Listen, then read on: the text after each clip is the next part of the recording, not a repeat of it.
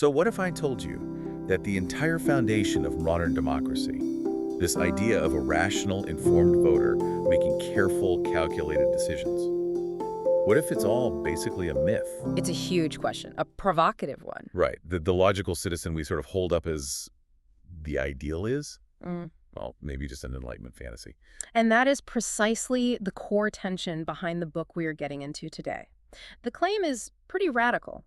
Elections aren't won in some marketplace of ideas. They're won in what the author calls a marketplace of emotions. Okay, let's unpack that. We are focusing on the political brain, the role of emotion in deciding the fate of the nation by Drew Westen. He's a psychologist, a psychiatrist at Emory University. And this book, it came out back in 2007, and it was really written to diagnose what he saw as this systemic failure in how we talk about politics. It's a real powerhouse of a book. It blends political psychology, some cognitive neuroscience, and a ton of campaign history. It really does, and it's aimed at you, the curious reader, but also, maybe more urgently, at the political practitioners themselves, the ones who keep offering these brilliant, rational arguments. Only to watch them just completely crash and burn against something much more primal, more symbolic. Exactly. Now, before we jump right in, we do have some special framing for this exploration today. That's right. Discover a new, in-depth approach to book coverage with this extended summary. Unlike our previous review, which offers a much more focused analysis, this feature delivers a really comprehensive overview. We're tracing the intellectual roots, the key arguments, and the real-world impact of this subject. So if you appreciate this expanded format and find it helpful, please let us know. Your feedback really will help shape future content. And that comprehensive approach brings us straight to the central thesis. Westen's argument is, it's pretty blunt. In politics, when reason and emotion collide, Emotion wins? yeah, emotion invariably wins. He says that modern politics is all about emotion-laden narratives, unconscious associations, and moral stories. Dry policy analysis is almost irrelevant unless you wrap it in that emotional connection. And this is where it gets really interesting, because he doesn't just base this on history. He grounds it in hard science. Right.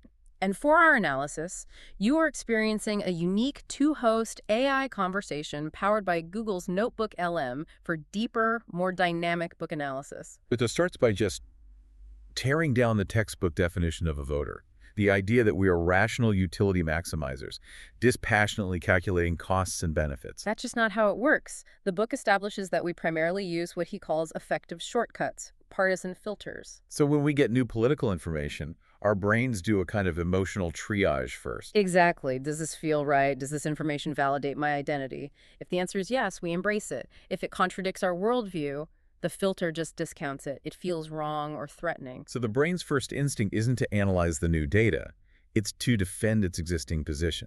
And the brain imaging studies he details in the book, they offer pretty stunning proof. Can you walk us through that? Sure.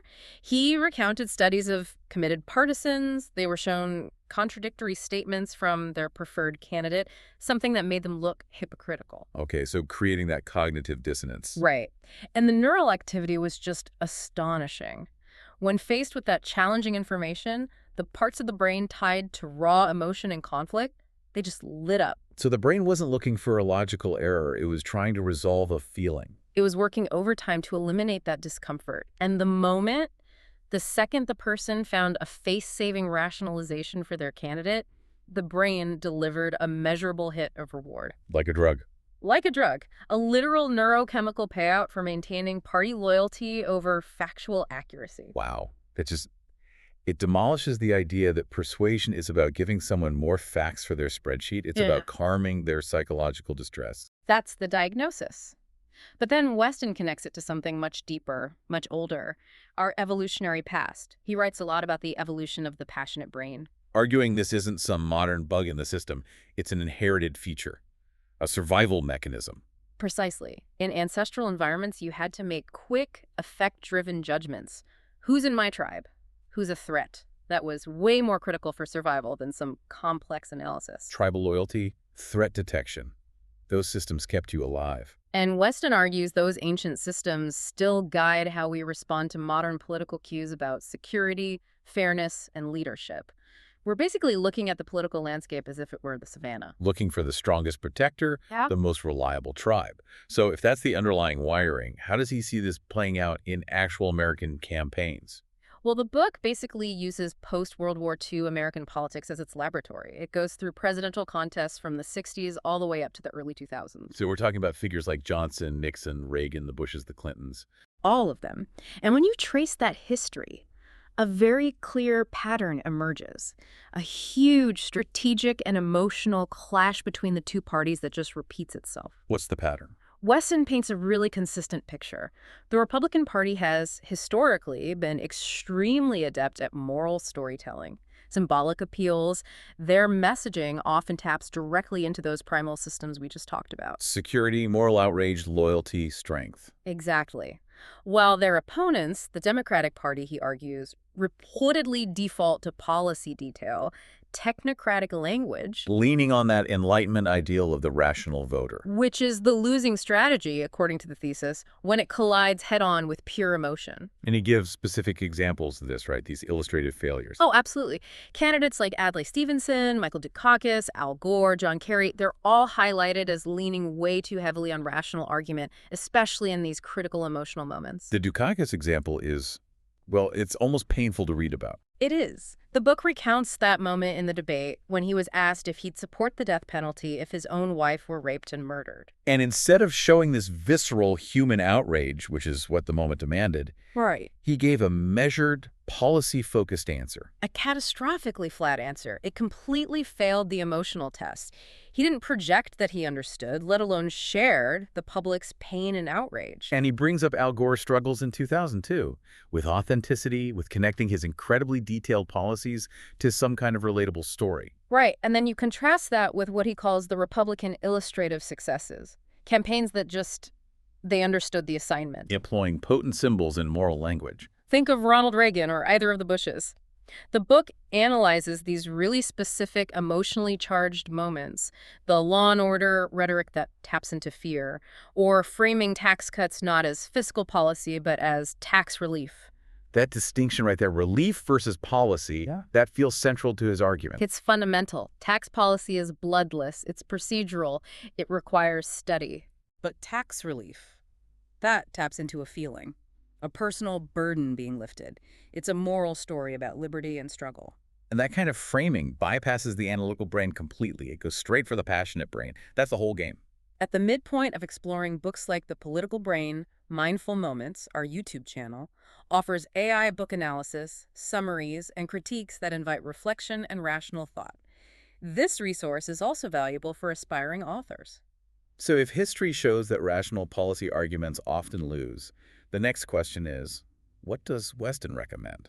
Especially for the side that keeps losing the emotional game. And that's where the book shifts gears, right? It becomes less of a diagnosis and more of a practical blueprint. A blueprint for emotionally intelligent campaigning.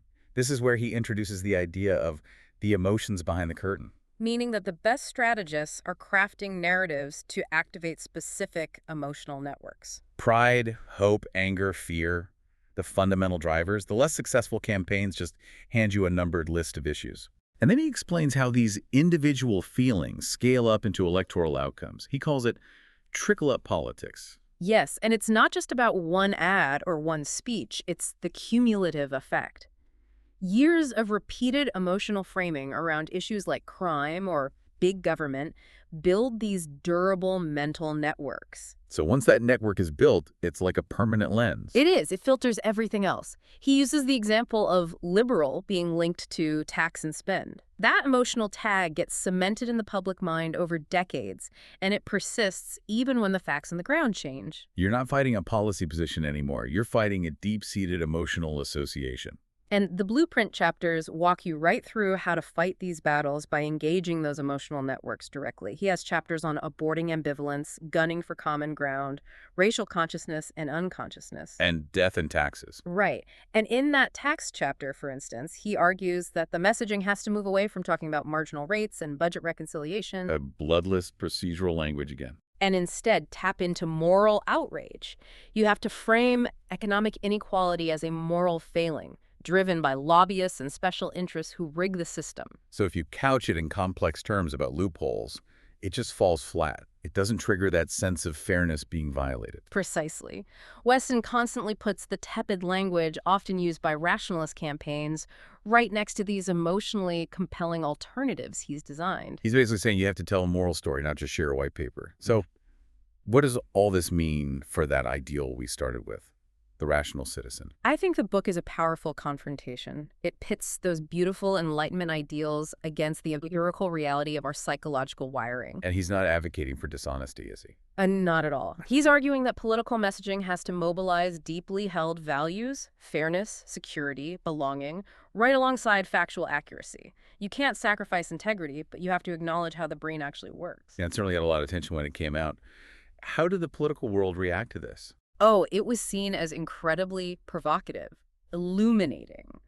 Reviewers, like David Brooks at the New York Times, pointed out how it blended serious science with very specific, partisan advice. A critique of how one side just keeps approaching communication with too much intellectual reserve. Exactly. It quickly became a foundational text in that whole reconsideration of the rational voter idea in political science. It's just a challenging insight into why facts alone are so often not enough to change a mind.